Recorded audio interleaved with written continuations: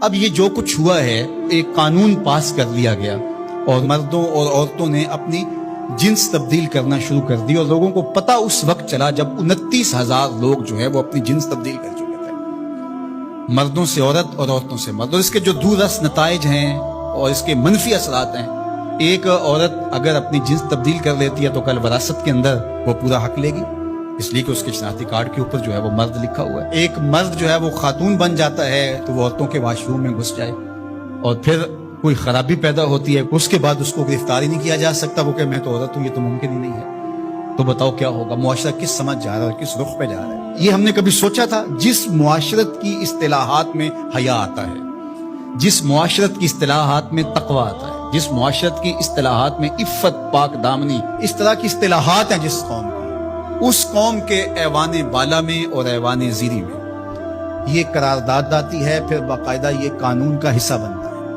اور پھر باقاعدہ عملی تنفیذ ہوتی ہے۔ اور جن این جی اوز نے کروڑوں نہیں اربوں روپے اٹھائے ہیں وہ رپورٹ پیش کرتے ہیں کہ ہم 29,000 کے فگر تک پہنچ کر آگے بڑھ رہے ہیں۔ شبخوں مار دیا جاتا ہے، لوگوں کو پتہ ہی نہیں چلتا۔ جو 22 کروڑ عوام نے نمائندے بھیجے تھے وہ اتنے بے خبر تھے کہ وہ وہاں بیٹھ کے جو ہے وہ چائے کے کپ کی چسکیاں لیتے رہے اور ڈیسک بجاتے رہے، انہیں پتہ ہی نہیں کیا ہو گیا۔